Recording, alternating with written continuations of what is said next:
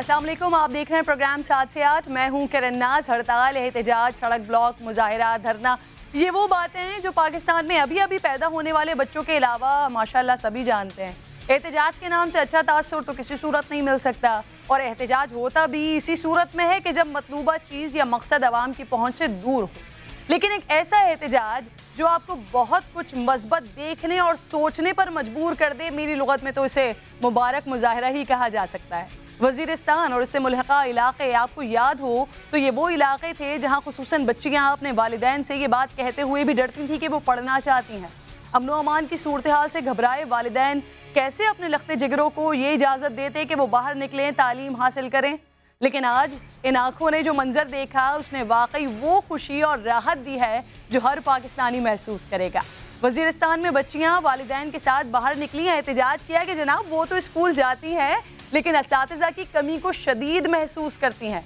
ये मुजाहिरा इस बात की दलील है कि अमन लौट आया है, और इसका पूरा क्रेडिट बिलाशुबा पाकिस्तान आर्मी और तमाम पॉलिटिकल पार्टीज़ को जाता है। हमारी फ़ौज ने ऑपरेशन ज़रबुल अज़्ब और रद्दुल फसाद के ज़रिए वो कारी ज़रब लगाई है कि दुश्मनाने पाकिस्तान नीस्तो नाबूद हो गए हैं, और जो मज़ीद इक्का दुक्का रह गए हैं उनका मुस्तक़बिल भी इससे ज़्यादा बदतरीन और शर्मनाक होगा।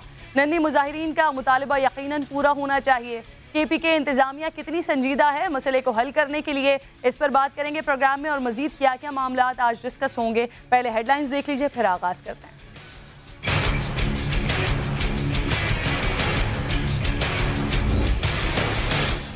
वो वक्त गया जब जनूबी वज़ीरिस्तान में लड़कियां स्कूल नहीं जा सकती थी। अब लड़कियां स्कूल जाना भी चाहती हैं, पढ़ लिख कर आगे बढ़ना भी चाहती हैं। चकमलाई के गवर्नमेंट हाई स्कूल में टीचर्स न होने पर तालिबात ने एहतजाज किया। वालिदैन भी बच्चियों का साथ देने चले आए।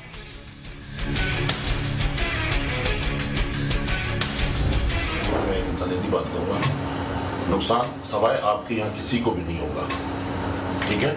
हमारे शोबे, हमारी पर्सनैलिटीज़, हमारा मफाद अपनी जगह, लेकिन जो तकलीफ आपको होगी वो आपको ही होगी और किसी को नहीं होगी।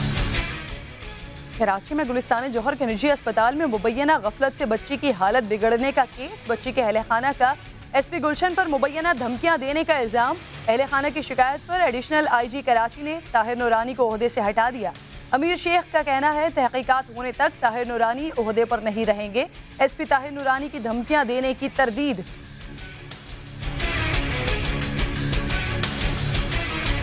जो भी कानूनी चाराजोई है वो करने के लिए तैयार है। बाकी अदरवाइज जो मीडिया पे खबरें चल रही है वो बेबुनियाद है, बिल्कुल इससे मैं इनकार करता हूँ, तस्दीक करता हूँ। कोई हमने धमकियाँ नहीं दी। देखिए, प्राइम मिनिस्टर साहब हर महीने रिपोर्ट जो हैं वो लेते हैं, और वो मिनिस्टर्स इसलिए मिनिस्टर्स हैं कि प्राइम मिनिस्टर उनसे मुतमईन है। प्राइम मिनिस्टर का प्रेरोगेटिव है वज़ीरों को तब्दील करना। जब उनका दिल होगा वो चेंज करेंगे, जब दिल नहीं होगा वो नहीं करेंगे। कोई कहीं नहीं जा रहा। उखाड़ पिछाड़ की खबरें ढूंढने वालों को मायूसी होगी। वज़ीर इत्तलात फवाद चौधरी ने वजारतों में तब्दीली की अफवाहों को ब्रेक लगा दी। असद उमर कहते हैं IMF के साथ उसूली इत्तेफाक हो गया, 6 से 8 अरब डॉलर मिलने का इम्कान है। प्रोग्राम से अवाम पर बोझ नहीं पड़ेगा। IMF का वफ़द अप्रैल के आखिरी हफ्ते में पाकिस्तान आएगा। मिशन के साथ तकनीकी तफसीलात तय की जाएंगी। ओहदे से हटाए जाने की खबरों की तरदीद कर दी।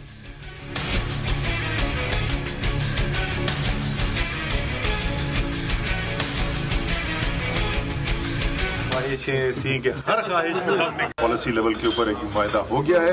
इसीलिए अब उन्होंने अप्रैल के महीने के अंदर अंदर, अप्रैल के आखिरी हफ्ते के अंदर IMF का मिशन आएगा।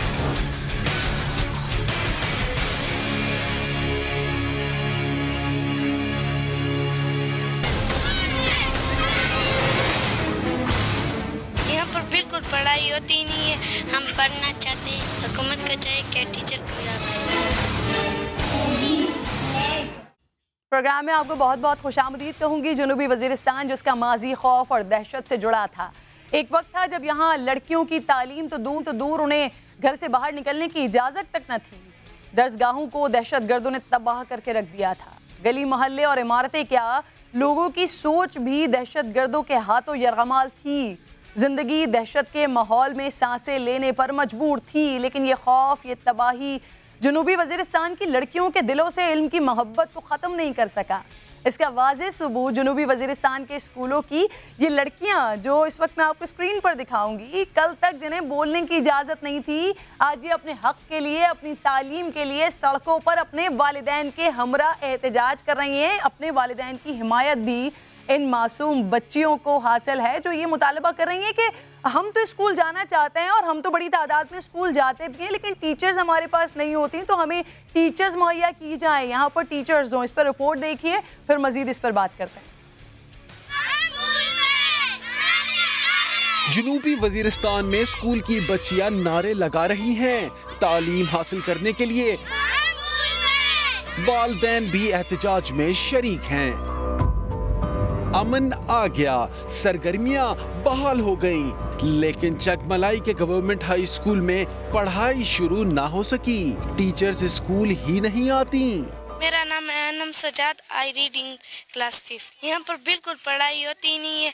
हमारी 17 टीचर है, 17 में 4 आती हैं। हम पढ़ना चाहते हैं, हुकूमत को चाहिए कि टीचर को यहाँ पे ले। टीचर्स के ना आने पर बच्चियाँ खुद ही क्लास लगा लेती हैं। यहाँ पर जो प्राइमरी सेक्शन है उसमें से कोई भी स्टाफ ड्यूटी पर नहीं आ रहा था और बच्चों के मुस्तकबिल की वजह से मुझे ऑफिस ने यहाँ पे इमरजेंसी ड्यूटी के तौर पर भेजा है। जो कुछ मुमकिन हो सका है किया है। स्कूल में 400 तालिबात हैं। वालिदैन भी परेशान हैं कि इनकी बच्चियों का मुस्तकबिल कौन संवारेगा।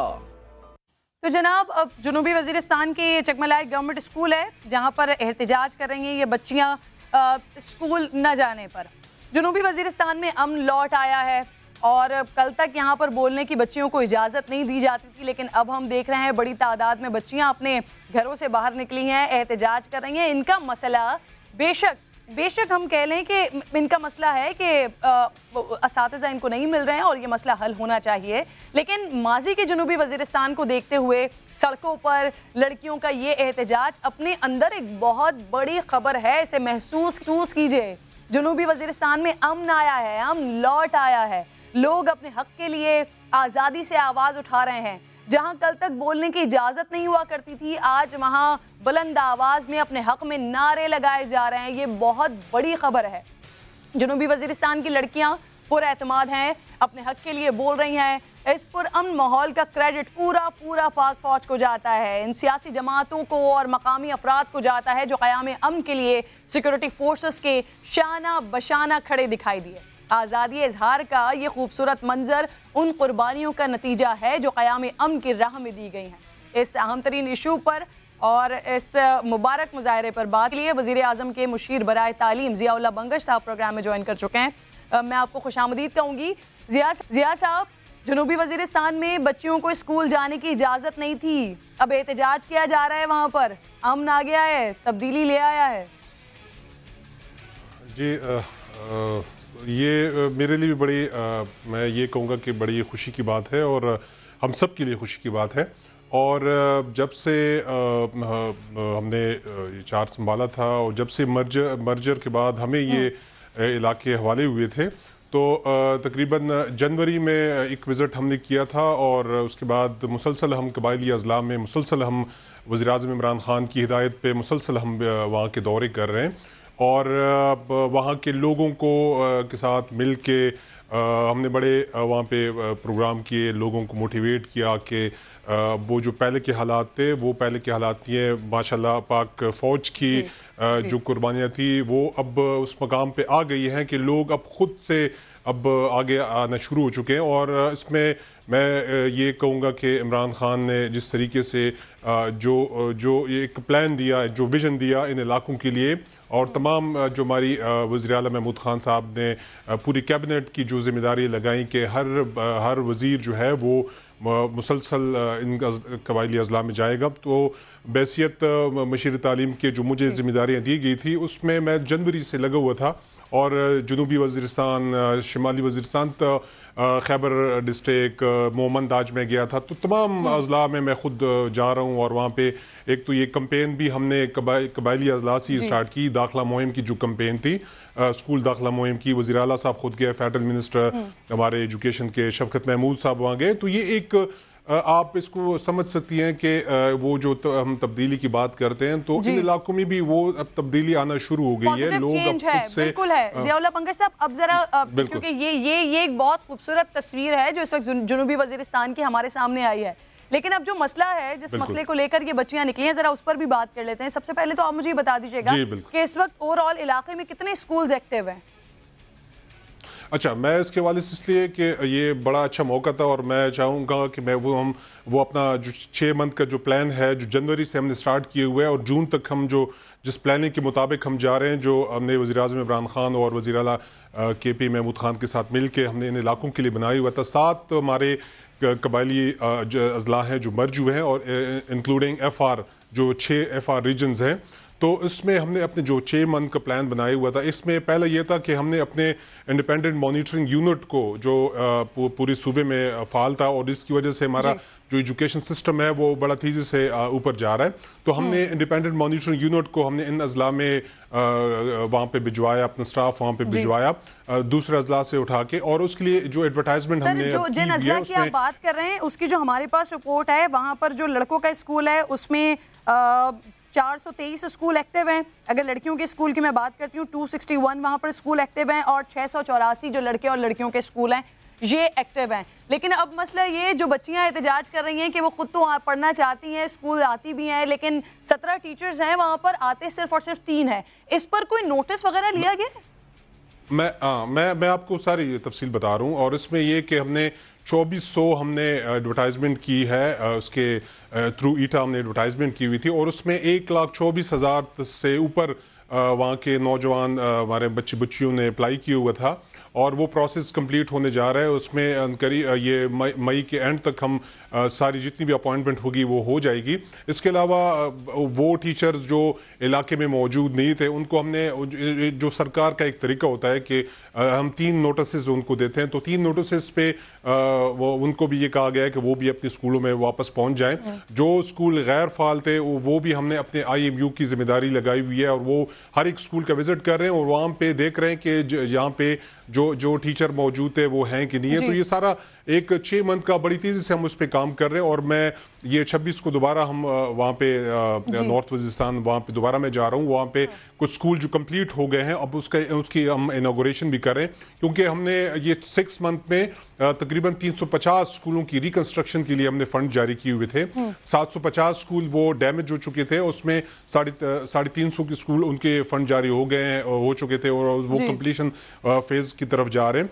तो ये 5000 की मजीद हमने ऐसे नहीं वो उसकी मंजूरी की, अब 5000 मजीद टीचर्स भी भर्ती होने जा रहे हैं। ठीक है, तो ये एक प्रोसेस जो था जो रुका हुआ था। ठीक है, आप बता रहे हैं मई तक मुकम्मल हो जाएगा, ये जून तक इंशाल्लाह जून तक ये मसला हल हो जाएगा। लेकिन ये जो जून तक हम तमाम टीचर्स की अपॉइंटमेंट हम मुकम्मल कर लेंगे। ठीक है, ये इस स्कूल की, ये जो हाई स्कूल है बच्चियों का, इसका असल मसला है क्या है? जो बच्चियां एहतजाज पर निकली हुई है, क्या मसला है? 17 टीचर्स अगर उनकी हायरिंग हुई हुई है, 3 टीचर्स सिर्फ क्यों आ रहे हैं, ये आपने जानने की कोशिश की? मैं आपको ये बता दूं, क्योंकि हमें तो ये जब से मर्ज होने के बाद हमें जब से हवाले हुआ है तो हम एक यहाँ पर एक मसला ये था कि बहुत सारे ऐसे टीचर भर्ती हुए थे जिनकी डिग्रियां फेक थी, जो मतलब कागज़ों में मौजूद थे, ग्राउंड पे मौजूद नहीं थे। तो ये बड़ी एक वेरिफिकेशन प्रोसेस था जो हमने जब रिपोर्ट खान साहब को सबमिट करवाई, वज़ीर आला साहब को सबमिट करवाई कि जी इस तरह बहुत सारे ऐसे टीचर्स हैं जो यहाँ पर मौजूद ही नहीं है, जो कोई उसमें बैठा हुआ है, सऊदीया में बैठा हुआ है, कोई दुबई में बैठा हुआ है, यहाँ भी जॉब कर रहा है, शहर से बाहर हैं, दूसरे शहरों में जॉब कर रहे हैं, ऐसे टीचर्स मौजूद जी। तो उनको हमने नोटिस जारी किए हुए हैं, 3 नोटिस जारी होते हैं क्योंकि सरकार का एक प्रोसेस होता है। तो हमने ये उनको कहा कि वो वापस अपने स्कूलों में पहुंच जाएं, और जो जिन स्कूलों में वो तनख्वाहें ले रहे थे, एक तो वहाँ पे सिस्टम ये था कि वहाँ पे जैसे बाकी हमारे अजला थे वहाँ पे जो तनख्वाह का जो प्रोसेस था वो थ्रू बैंक होता था, तो हमें यहाँ तो बड़ी आसानी थी, लेकिन जो कबायली अजला थे वहाँ पे एक प्रोसेस बड़ा मुश्किल था, वो हमने एक स्ट्रीम लाइन कर दिया है। तो बहुत सारे ऐसे टीचर्स अब वापस आना शुरू हो गए हैं, बहुत सारे टीचर जो नहीं है उनको शोकाज नोटिस जारी किए हुए, अब वो भी जो नहीं आ रहे उनको टर्मिनेट करके उनकी जगह मजीद हम वहाँ के जो लोकल नौजवान हैं, हमारे आप ये कह रहे हैं कि 3 नोटिस के बाद अगर वो असातिज़ा वापस नहीं आते तो उनको टर्मिनेट किया जाएगा और उनकी जगह पे नए असातिज़ा की भर्ती की जाएगी। लेकिन इस स्कूल के लिए आप कुछ फौरी तौर पर करें, क्योंकि बच्चियां मुजाहरा करेंगे, बच्चियां कह रही हैं हम पढ़ना चाहते हैं, हमें टीचर्स दें, फौरी तौर पर कुछ प्लानिंग है इसकी? इंशाल्लाह इस स्कूल के लिए हमने ये किया कि वहाँ भी मैंने जो हमारे वहाँ डीओस थे उनको ये कहा है कि वो स्कूल जो बंद अभी भी वो स्कूल जो बंद है जहाँ पे वहाँ पे अभी मसला है, वहाँ से टीचर उठा के इन स्कूल को वहाँ ट्रांसफ़र कर दें ताकि यहाँ के जो बच्चियाँ हैं इनका जो सिलसिला है तालीमी सिलसिला वो शुरू हो चुका है। यहाँ पर मैं अभी आपके साथ ये भी शेयर करूँगा कि बहुत सारे एरियाज़ ऐसे हैं कि वहाँ अभी भी मतलब बंद हैं, तो हमने वहाँ के लोकल एडमिनिस्ट्रेशन के साथ, आर्मी हमारी जो है उनके साथ मिलकर हमने उनके साथ ये प्लान किया कि जी वहाँ जो स्कूल बंद है वहाँ से हम टीचर उठा के वो एरियाज़ जो ओपन हो चुके हैं, जो वहाँ क्लियर हैं, वहाँ पे अमन व अमान है और लोग अब चाह रहे हैं कि जी वहाँ पे उनके जो टीचर्स हैं वो आए, तो हम वहाँ पे उनको हम ट्रांसफ़र कर रहे हैं। तो इंशाल्लाह ये जो बच्चियाँ जो निकली हुई हैं ये इनके लिए तो हम फौरी तौर पर जितना भी कब तक आ जाएंगे टीचर्स, ये हम इसी वीक में इसको सारा प्रोसेस हम कंप्लीट कर देंगे इंशाल्लाह। चलिए ठीक है, फिर आपकी इस बात से इन बच्चियों को मुबारकबाद देनी चाहिए जिन्होंने एक जो मुजाहिरा किया, एक पॉजिटिव चेहरा वो जनूबी वजीरिस्तान का दिखाया, और साथ साथ आपने बड़ी ये खुशखबरी दी है कि इसी वीक के अंदर अंदर इन बच्चियों का ये मसला हल हो जाएगा, यहाँ पर असातिज़ा आ जाएंगे। बहुत बहुत शुक्रिया आपका, आप साथ मौजूद हैं बंगिश साहब। लेकिन सिर्फ और सिर्फ इसी स्कूल का मसला नहीं है, बुनियादी सहूलतों का भी स्कूल के अंदर मसाइल हैं, फर्नीचर की कमियाँ है, तो प्लीज़ हम गुजारिश करते हैं आपसे कि बच्चियों के इस मसले को भी हल कीजिए। बहुत बहुत शुक्रिया वंस अगेन। अब बात करते हैं असद उमर के हवाले से, जा रहे हैं नहीं जा रहे हैं, मामलात हैं क्या, तफसील से बात करते हैं। इस वज़ीर को इस्तीफा देना चाहिए। वहाँ महंगाई की सुनामी में डूब रहे हैं, मुआशी कत्ल हो रहा है और वज़ीर कहता है कि इसका मतलब ये है कि मुईशत तरक्की कर रहा है।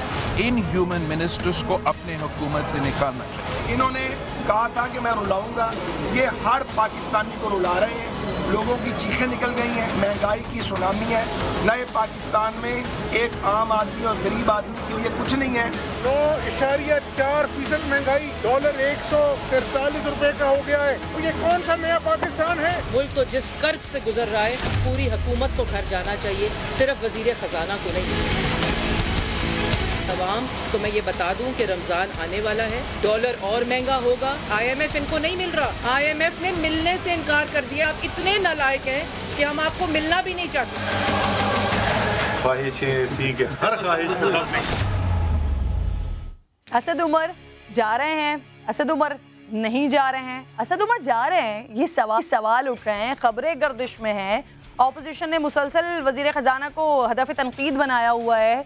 तब्दीली सरकार के सख्त फैसलों से आने वाली महंगाई से अवाम भी खुश नहीं दिखाई दे रहे हैं, खफा हैं, बल्कि बहुत ज़्यादा ही खफा हैं। ऐसे में जब वज़ीर ख़जाना के जाने की बातें भी सियासी मैदान में गर्म है, वज़ीर ख़जाना को लेकर क्या है हकीकत और क्या है फसाना, इन हालात में खुद वज़ीर ख़जाना असद उमर वजाहत देने सामने आ गए। के हर ख्वाहिश में दम नहीं। पॉलिसी लेवल के ऊपर एक मुआहदा हो गया है, इसीलिए अब उन्होंने अप्रैल के महीने के अंदर अंदर, अप्रैल के आखिरी हफ्ते के अंदर IMF का मिशन आएगा। IMF ने चाइना के उसके जो कर्जे हैं उसके बारे में हमसे सवाल जो है अक्टूबर में पूछा था। हम उन्होंने लिखा है कि उन्होंने मांगा है, हम दे नहीं रहे। पहली मीटिंग जब पिछली दफा आया था ना स्टाफ मिशन उनका, पहली मीटिंग के अंदर उनको प्रेजेंटेशन हुई थी, IMF के तमाम जितने कर्जे हैं वो तमाम तफासील उनको दी गई थी, उसमें छुपाने की है ही कोई बात नहीं। हज़ारों ख्वाहिशें ऐसी कि हर ख्वाहिश पे दम। वज़ीर ख़जाना की इस शायराना वजाहत से ज़ाहिर है कि जाने की बातें जाने दो। वज़ीर ख़जाना असद उमर ने ये खबर दी है कि IMF के साथ उसूली मुआहदा हो गया है, 6 से 8 अरब डॉलर मिलने का इम्कान है। साथ साथ वज़ीर ख़जाना ने अवाम को ये उम्मीद भी दिलाई है कि IMF प्रोग्राम से अवाम पर बोझ नहीं पड़ेगा। काश ऐसे ही हो।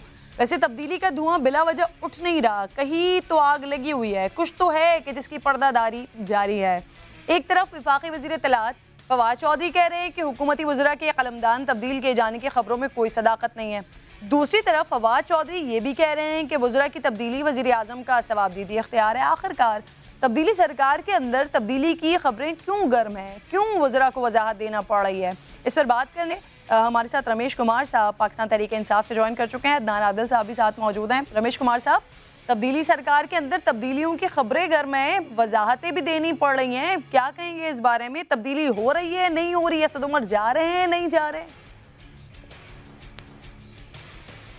मुझे तो ये नहीं समझ में आता है कि ये कोई चीज़ डिस्कस ऐसी है कि भाई काबीना के मिनिस्टर्स चेंज हो रहे हैं या नहीं हो रहे हैं। मैं समझता हूँ कि लीडरशिप का, प्राइम मिनिस्टर का ये इख्तियार है, और अगर वो तब्दीली करता है तो भी उसकी मर्जी है, नहीं करता है तो भी उसकी मर्जी है, मगर वक्त और हालात सब चीज़ों को देखना पड़ता है, परफॉर्मेंस को देखना पड़ता है। मैं तो आज इवन ये चाहूँगा कि माजी में भी बहुत ज़्यादा परफॉर्मेंस को जज किया जाता है, मगर तब्दीली नहीं होती है क्योंकि हेवी वेट वगैरह के ऊपर मफाद को देखना पड़ता है। मैं समझता हूं कि वक्त, हालात, अवामी मफाद सारे इंटरकनेक्टेड हैं, और उनको देखते हुए, परफॉर्मेंस को देखते हुए अगर तब्दीली होती है तो ये गुड साइन है और बुरी साइन नहीं है। तो इस वजह से अगर कोई ऐसी, फ़िलहाल तो ऐसी कोई चीज़ है नहीं, और इवन ये तो मैं आपको बताऊं कि फाइनेंस के हवाले से फ़िलहाल ऐसी कोई चीज़ नहीं है। कुछ तब्दीलियों के बारे में बिल्कुल प्राइम मिनिस्टर साहब चाहते हैं कि जिन जिन की परफॉर्मेंस अगर वीक है तो वहाँ पे हम जाएं, मगर आज जब बजट बन रही है, जब IMF का साथ डील, देखिए वो टीवी के ऊपर तो मैं समझ नाम डिस्कस करना भी जो है वो सही नहीं है, मगर लाजमी है कुछ ऐसी चीज़ें हैं जिसकी वजह से अवाम के लिए भी मसले मसाइल हैं और गवर्नमेंट के लिए भी इश्यूज़ हैं। हर डेमोक्रेटिक पॉलिटिकल पार्टी चाहती है कि हमारी किसी भी मिनिस्ट्री की परफॉर्मेंस जो है वो बेलो लिमिट नहीं हो, और इस हवाले से प्राइम मिनिस्टर साहब अगर कोई चेंजिंग लाते हैं तो ये ऐसी कोई चीज़ नहीं है जिसके ऊपर हमें कोई बड़ा इशू समझना चाहिए। और माजी में भी ये कभी हुई है, कभी नहीं हुई है, मगर अगर होती है तो मैं समझता हूँ नई तब्दीली वाली सरकार में ये चीज़ें अच्छी साइन होंगी, बुरी साइन नहीं होगी। रमेश कुमार साहब, कहाँ, कौन से डिपार्टमेंट में परफॉर्म नहीं किया जा रहा है जहाँ पर इम्कान है कि तब्दीली हो जाए? आप कह रहे हैं कि गुड साइन है अगर तब्दीली होती है तो। किरण, देखें, ये जज करना प्राइम मिनिस्टर का काम है। अगर हमारे पास भी कुछ ऐसी चीज़ें आती हैं, मैं प्राइम मिनिस्टर को हम ज़रूर बताते हैं। मैं हमेशा, जब शाह महमूद कुरैशी और जहांगीर तरीन साहब की आपस में बात हुई, आप लोगों ने मुझसे पूछा, मैंने कहा इंटरनल मैटर को इंटरनली डिस्कस होना चाहिए, बाहर नहीं आनी चाहिए, मगर इंटरनली बिल्कुल ओपन माइंड के साथ ये डिस्कस चीज़ें होनी चाहिए। कहीं पे भी अगर फ्लाज हैं, कहीं पे भी कमज़ोरी हैं, कहीं पे भी जो परफॉर्मेंस के हवाले से कमज़ोरी है, तो मैं समझता हूँ वो लीडरशिप को आगाह भी करनी चाहिए, और लीडरशिप को भी वो पिक एंड चूज छोड़ के वहाँ पे एक्शन लेना चाहिए। क्योंकि अगर आज अगर एक्शन हम नहीं लेते, 1 साल में एक्शन नहीं होता, 5 साल के बाद वही रोना पड़ता है। तो इससे अच्छा है कि आज, और मैं आज भी कहता हूं कि क्रिटिसिज्म को हमेशा वेलकम करना चाहिए।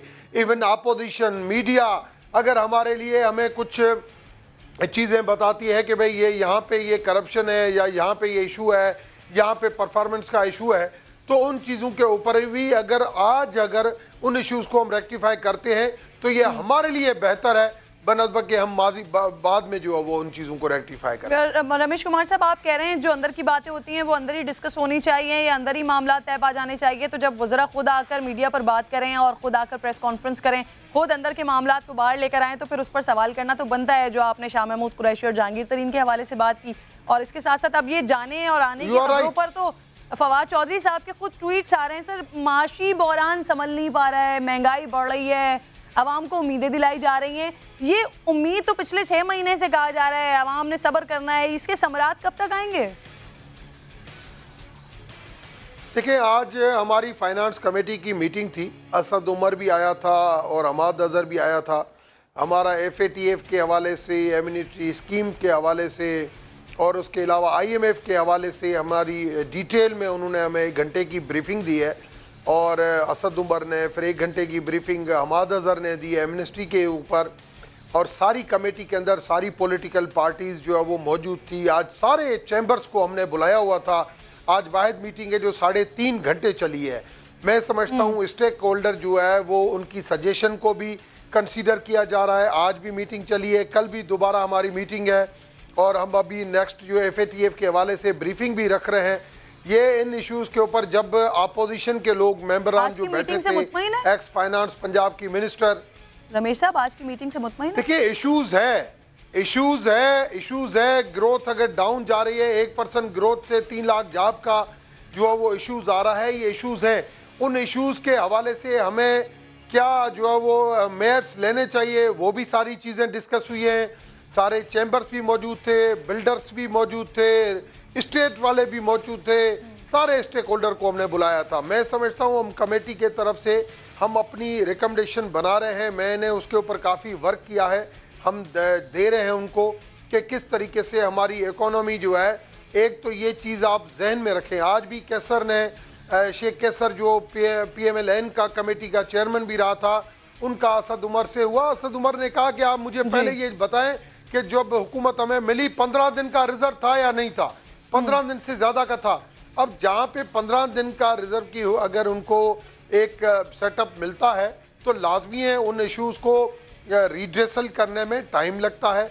आप अगर एक दिन में चाहें, आज अगर हम बिल्डर्स के लिए मेयर्स लेने जा रहे हैं तो कहते हैं कि नहीं आप मार्केट वैल्यू के ऊपर फौरन नहीं जाए, उसको टाइम दें।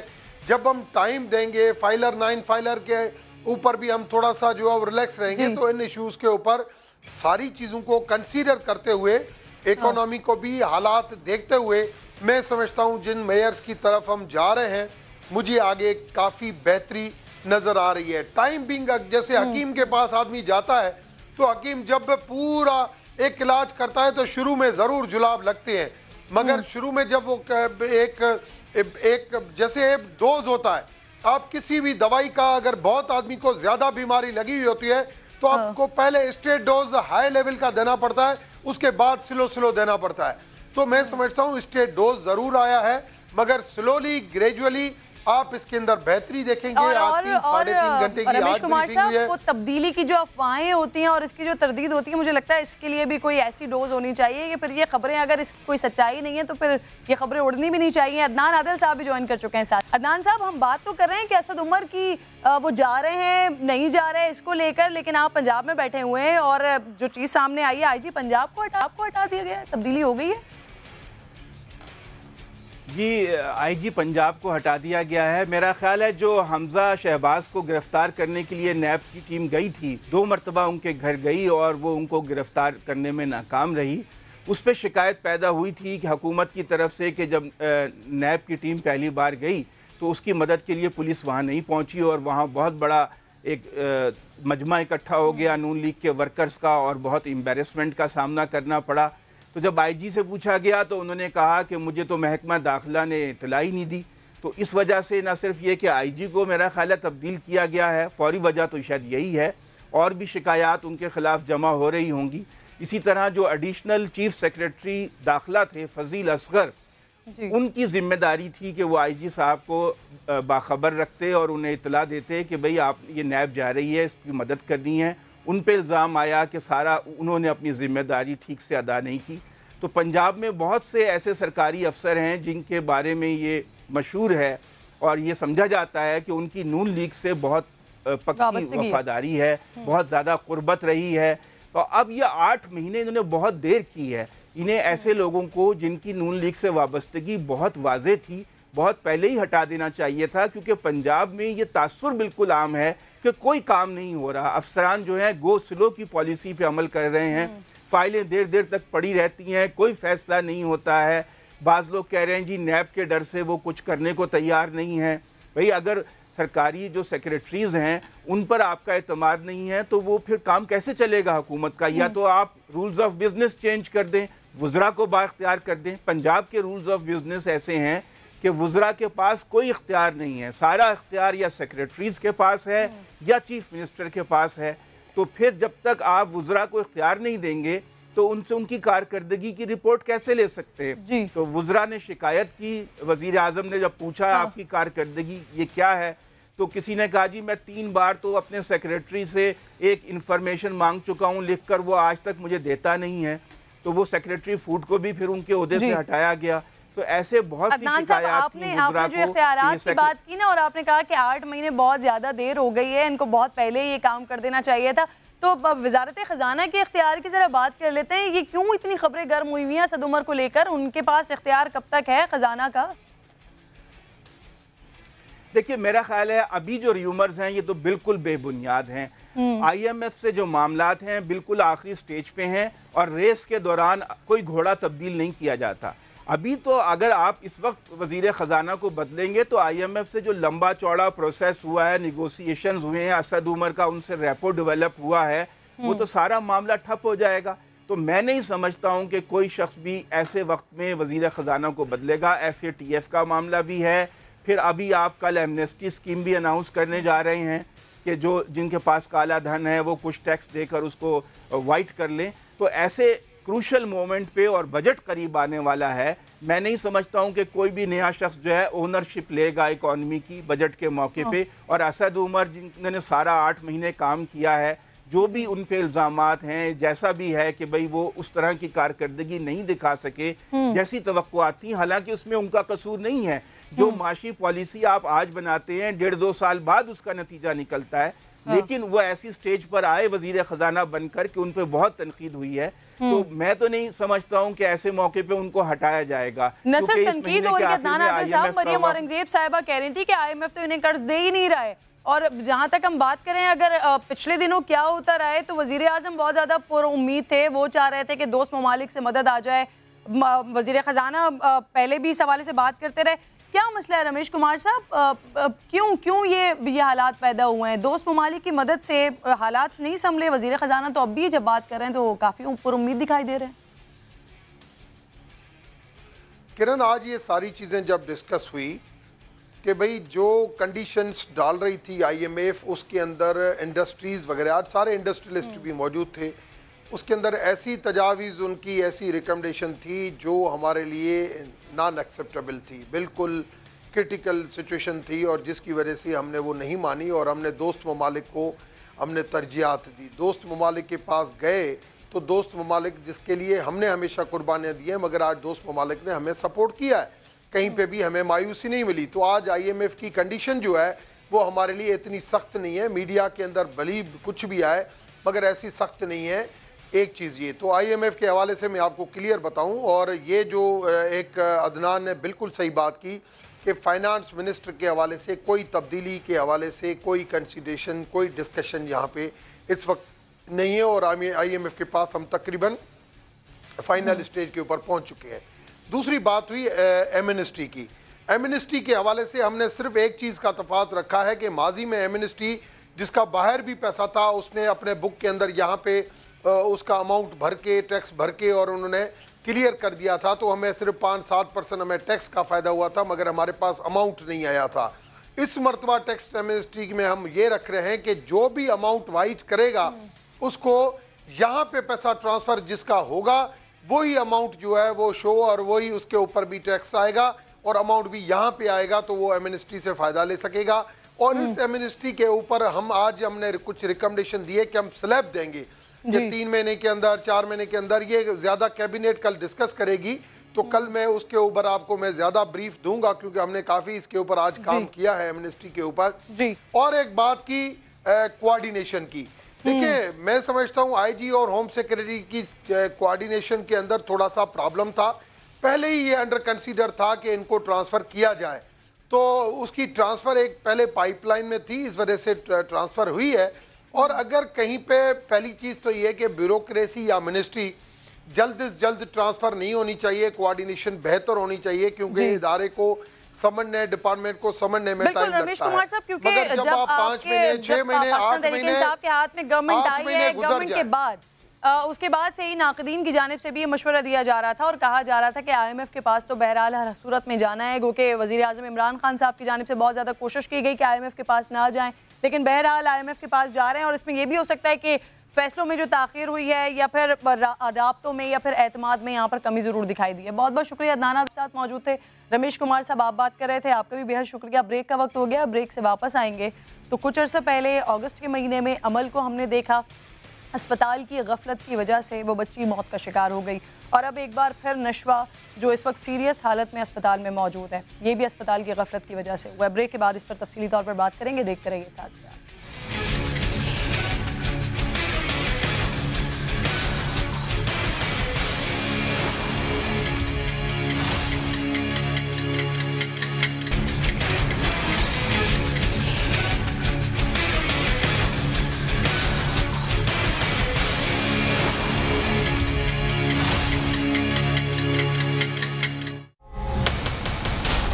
मैं हाथ जोड़ के कहता हूँ, खुदा के लिए कोई दारुल मौत में मत लेके आए अपने बच्चों को, मत लेके आए। गफलत वाज़ेह है बिल्कुल, क्योंकि वहाँ पे इंतजामिया इस बात को इकरार भी कर रही है। सिंध हेल्थ केयर कमीशन के लोग आए हैं, वो ये बता रहे हैं कि दारुल सेहत लाइसेंस बेस्ड हॉस्पिटल ही नहीं है। नुकसान सवाए आपके यहाँ किसी को भी नहीं होगा, ठीक है? जो भी डिसीजन है वो आपको कैसे था, मैं आपके साथ हूँ। जो भी कानूनी चारा जो है वो करने के लिए तैयार है। कोई हमने धमकियाँ नहीं दी हैं। वो थाने खुद तशरीफ लाए, लाके उन्होंने FIR करवाई है। नुकसान हो चुका है और इससे ज्यादा क्या नुकसान है? देखिए, मैं आपसे बात कर नहीं रहा, मैं उनसे कर रहा हूँ। बात कर रहे हैं कि आपका नुकसान कहना क्यों जा रहा है? देखिए, मुझसे ना वजह प्लीज, मैं उनसे बात कर रहा हूँ। सेहत के मामले पर आवाम की परेशानी जायज़ है। दवाओं की कीमतों में इजाफा और किल्लत दोनों बड़े मसले हैं। ऐसे में इलाज के वक्त किसी भी कोताही को बर्दाश्त नहीं किया जा सकता। 8 माह पहले कराची के एक निजी अस्पताल की गफलत से 10 साल की बच्ची अमल उमर ज़िंदगी से दूर हो गई। वाक़े के बाद बच्ची के वालिदैन ने एक्शन लिया और अस्पताल में मरीज़ों के फौरी इलाज के बिल पर कानून साजी की कोशिशें सामने आई। आवाम ने सुकून का सांस लिया कि शायद अब शहर के तिब्बी इदारों में किसी किस्म की गफलत नहीं बढ़ती जाएगी। बच्चों का, बड़ों का, बुजुर्गों का इलाज फौरी तौर पर किया जाएगा। लेकिन इतवार के रोज़ निजी अस्पताल के अमले की गफलत, एक संगीन गलती 9 माह की बच्ची को सारी ज़िंदगी की माजूरी दे गई। बच्ची को गैस्ट्रो की शिकायत पर अस्पताल लाया गया, जिसके बाद उसे पोटेशियम क्लोराइड का इंजेक्शन लगाया गया। इंजेक्शन लगते ही बच्ची के दिल की धड़कन तेज़ हो गई। नशवा को फौरी तौर पर वेंटिलेटर पर मुंतकिल किया गया। वालिदैन कह रहे हैं कि बच्ची की हालत गलत इंजेक्शन लगने से बिगड़ी है। नशवा का दिमाग मुकम्मल मफलूज हो चुका है। बच्ची के वालिदैन जो इस वक्त शदीद सदमे की कैफियत में हैं, और इस पर हाल ये है कि उनकी मदद के बजाय उल्टा पुलिस की जानिब से उनको डराया जा रहा है, धमकाया जा रहा है। SP गुलशन इकबाल ताहिर नूरानी की जानिब से बच्ची के वालिद को नताइज से खबरदार किया गया। सुनिए ज़रा। मैं एक इंसानियती बात करूँगा, नुकसान सवाए आपके यहाँ किसी को भी नहीं होगा, ठीक है? जो भी डिसीजन है वो आपको अगर कैसे था, मैं आपके साथ हूँ। FIR से लेके अरेस्ट तक तमाम चीज़ों से हट के मैं आपको फिर बता रहा हूँ कि नुकसान आपका होगा या जितने भी लोग खड़े हैं किसी का नुकसान नहीं होगा। आप बार-बार कह रहे हैं आपका नुकसान होगा, उनका नुकसान हो चुका है, उनका नुकसान हो चुका है और इससे ज्यादा क्या नुकसान है? देखिए, मैं आपसे बात कर नहीं रहा, मैं उनसे कर रहा हूँ। आपसे बार-बार एक बात कर रहे हैं कि आपका नुकसान कहना क्यों जा रहा है? देखिए, मुझसे ना वजह प्लीज, मैं उनसे बात कर रहा हूँ। अहले खाना की जानिब से SP गुलशन ताहिर नूरानी की जानिब से मुबैना धमकियों की शिकायत पर एडिशनल IG कराची ने ताहिर नूरानी को तहकीकात मुकम्मल होने तक ओहदे से हटा दिया है। ये सूबे सिंध का अहम मसला है, लेकिन आज ऐवान में इस इशू को वक्त देने के बजाय अवामी नुमाइंदे मामूल के मुताबिक लड़ते झगड़ते ही दिखाई दिए। अवामी मसाइल को, उनके हाल को फिर माजी के इख्तलाफात की नज़र कर दिया गया। एक झलक ज़रा ये भी देख लें। जिसने सिंध को तकसीम करने का सोचा है वो टुकड़े टुकड़े हो गए, हमने देखे। अब और कितने टुकड़े चाहते हो अपने, ये बताओ, और कितने टुकड़े चाहते हैं? इसके अलावा दो मैं आपको बता दूं,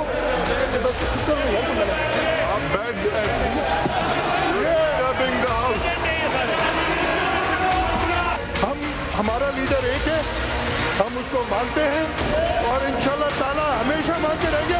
इनकी तरह नहीं है कि अपने लीडर बदल देंगे किसी और के प्रेशर में आके, या पता नहीं बोले ना अब उसके लिए। कराची के लोगों ने इन्हें धुतकार दिया, अब किसी और के पीछे लगे। पीपल्स पार्टी, PMLQ, PMLN, आजकल PTI के पीछे लगे। बहुत जल्द इनको भी पता चल जाएगा ये कितने पानी में। अस्पताल इंतजामिया की गफलत से कहीं बच्चे अस्पतालों में संजीदा हालत में पड़े हुए हैं, कहीं अगर हम थर में नज़र दौड़ाएं तो वहाँ मासूम बच्चे मर रहे हैं, कहीं बच्चे कुछ ऐसी बीमारियों का शिकार हैं कि उनको दूध मैसर नहीं है। लेकिन ये हैं हमारे अवामी नुमाइंदेगान जिनको इस बात की कोई परवाह नहीं है, कोई फिक्र नहीं है, सिवाय इसके कि एक दूसरे को बताया जाए कि किसने आपको धुतकार दिया है, किसने आपको अब तक नहीं धुतकारा है। काश इस झगड़े के दौरान ये जो अरकान है हमारे तमाम, इनको ये बच्ची नशवा भी याद आ जाती, इसकी रोती हुई आंखें याद आ जाती।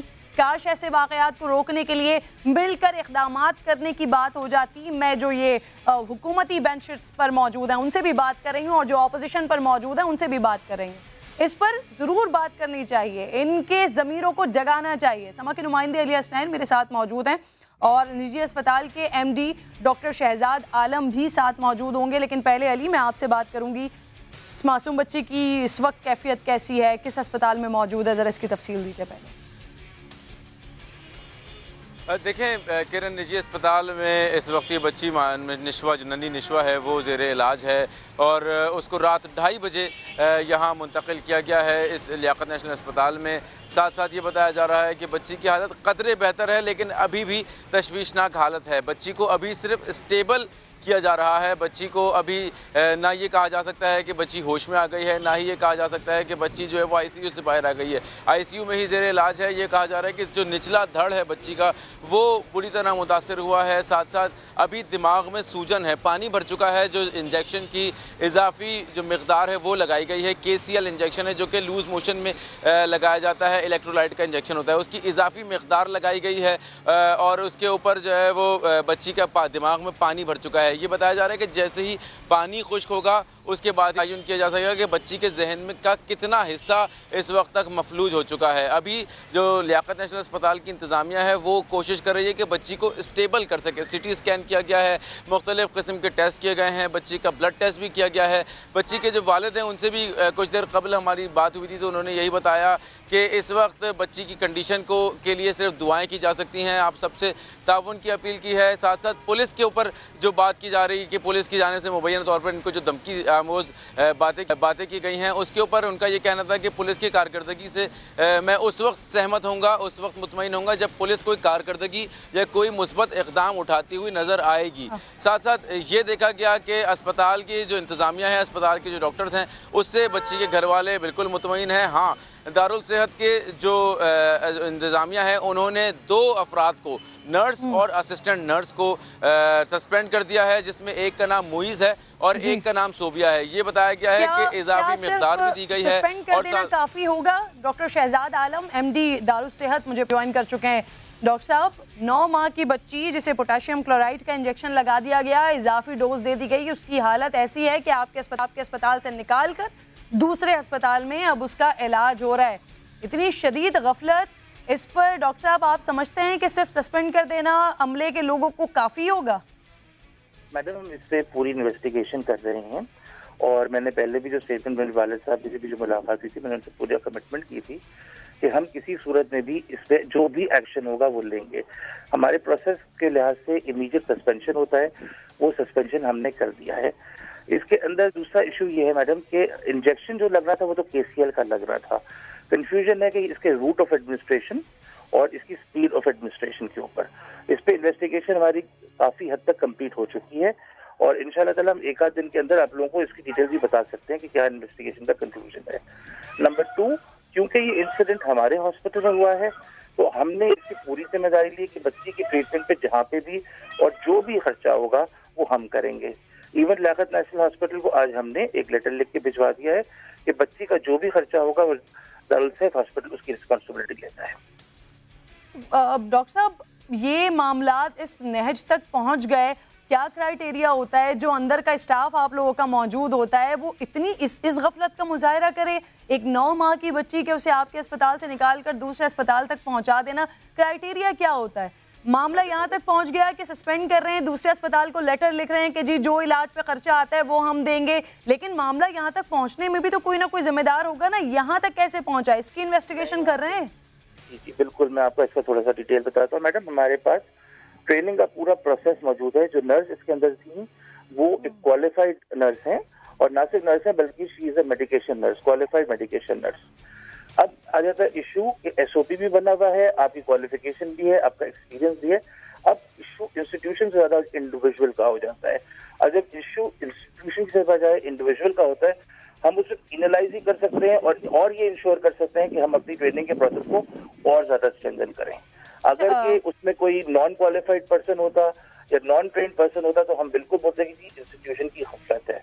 नंबर 2, ये मैं आपको यहाँ थोड़ा बताना चाह रहा हूँ कि बच्ची को 7 तारीख को इंजेक्शन लगा था, जिसके बाद बच्ची वेंटिलेटर पे गई थी, लेकिन 10 तारीख को बच्ची वेंटिलेटर से बाहर आ गई थी, हमारी हॉस्पिटल में कॉन्शियस हो गई थी और जब 14 तारीख को बच्ची की कंडीशन जो है वो स्टेबल हो गई, उसके बाद उनके पेरेंट्स ने उनकी रेफरल की बात की और उसके अंदर भी हमने लियाकत से भी कोऑर्डिनेट किया और उनका रेफरल प्रोसेस लियाकत नेशनल के अंदर हुआ। अब ये 2 ट्विंस आए थे बच्चे, दोनों ट्विंस थे, दोनों को सेम ट्रीटमेंट मिला। एक बच्ची इनमें से जो है वो 8 तारीख को डिस्चार्ज होकर घर चली गई, बिल्कुल हेल्दी। अच्छा डॉक्टर साहब, आपने नॉन क्वालिफाइड की या क्वालिफाइड की बात की, अगर क्वालिफाइड हैं भी या नॉन क्वालिफाइड हैं भी, एक 9 माह की बच्ची को इतना हैवी डोज दे देना ये शदीद गफलत है। और ये बहुत सारे वाक़यात शायद ऐसे होते हैं कि अब कहना पड़ रहा है, मजबूरन कहना पड़ रहा है कि डॉक्टर्स की बात पर आंखें बंद करके एतमाद ना करें। ये हाल हो गया है हमारे मुल्क में। नहीं मैडम, मैं यहाँ पे वजाहत करूँ कि डॉक्टर ने इस पे डोजेज जो लिखी हुई थी, जो कि शीट आपके मीडिया के अंदर भी दिखाई गई है, वो डोजेज बिल्कुल सही लिखी गई थी। हम इन्वेस्टिगेशन कर रहे हैं एडमिनिस्ट्रेशन के ऊपर कि जिसने इसको एडमिनिस्टर किया उसने आया कि सही किया या नहीं किया। देखिए मैडम, किसी को भी टर्मिनेट इमीडिएटली करना, हम देखिए पॉलिसी का प्रोसेस होता है। कंप्लेन हमारे पास आई 7 तारीख को, कंप्लेन आई 8 तारीख की सुबह में, ये दोनों के दोनों स्टाफ जो है वो सस्पेंड कर दिए गए। इन्वेस्टिगेशन 7 तारीख को शुरू हो चुकी थी, इनिशियल फाइंडिंग हमारे पास 10 तारीख को आ चुकी थी। उसके बाद हम उसकी कंप्लीशन करने के बाद अभी मेरे ख्याल से 1 आध दिन के अंदर इसकी इन्वेस्टिगेशन रिपोर्ट हमारी पूरी कंप्लीट हो जाएगी और जो एक्शन होगा हम यकीनन लेंगे और इसमें जिस लेवल पे भी लेना होगा हम लेंगे। कानूनी कार्रवाई भी होगी मैडम, अगर इसमें कहीं पे भी कानूनी कार्रवाई का होता है, जो भी होता है, हम उसके लिए साथ देने के लिए तैयार हैं। हम अपनी कमिटमेंट, इस वक्त कोई भी कमेटी बनती है, जो भी बनती है, उनसे पूरी ताउन का करते हैं। और मैं यहाँ पे ये भी कहना चाहूंगा कि हम हर लिहाज से इस इन्वेस्टिगेशन को पाए तकमील पहुंचाएंगे। ना सिर्फ पाए तकमील तक पहुंचाएंगे बल्कि आइंदा के लिए कोशिश भी करेंगे कि अगर जो इलाज के लिए यहाँ पर आते हैं, वो चाहे बच्चे हों, बुजुर्ग हों, बड़े हों, तो उन तमाम को इलाज फराहम किया जाए, ना कि ऐसे इंजेक्शंस के फिर उनको दूसरे अस्पतालों में लेकर भागना पड़े और पूरी कौम बैठकर दुआ कर रही हो कि अल्लाह ताला इस बच्ची को सेहत तंदुरुस्ती दे। बहुत बहुत शुक्रिया।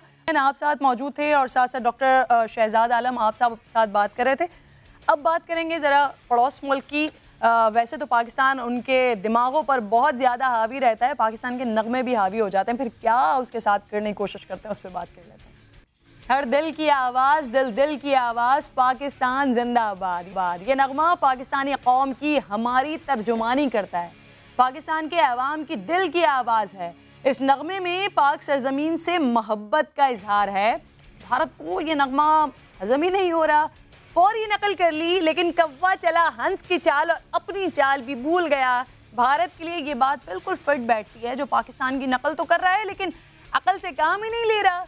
नरेंद्र मोदी की भारतीय जनता पार्टी के रुकने पार्लियामेंट राजा सिंह, आपने पाकिस्तानी नगमा चुरा लिया, ट्विटर पर भी डाल दिया, लेकिन आपने इसके साथ क्या किया, ज़रा अपने नाज़रीन को हम थोड़ा हंसने का मौका देते हैं। देखिए, वैसे जब से राहत फ़तेह अली ख़ान और आतिफ असलम नहीं है, आपकी म्यूज़िक इंडस्ट्री का क्या हाल है वो तो हम तमाम लोगों के सामने। लेकिन बीजेपी के बेसुरे रुकन पार्लियामेंट राजा सिंह, जिन्होंने नगमे में सिर्फ पाकिस्तान की जगह हिंदुस्तान लगाकर गाने की कोशिश की और ट्विटर पर डाल दिया और लिखा भी क्या, मेरा नया गाना रिलीज़ होने वाला है। अब ये गाना वायरल हुआ तो DGISPR major general Asif Ghafoor ने भी ट्वीट किया कि भारतीयों ने पाकिस्तान का नगमा चुराया, खुशी हुई, लेकिन भारतीयों ज़रा पाकिस्तान से सच बोलने की आदत भी चुरा लेनी चाहिए आपको। अरे मोदी जी, कितनी भी नकल कर लें, लेकिन असल आप पर भारी है। आपकी नकली सर्जिकल स्ट्राइक्स, आपके नकली जुमले या फिर आपके नकली हमले, और पाकिस्तान का असली जवाब तैयारों के मलबे और सबूत के साथ आपका F-16 पर नकली हमले का दावा और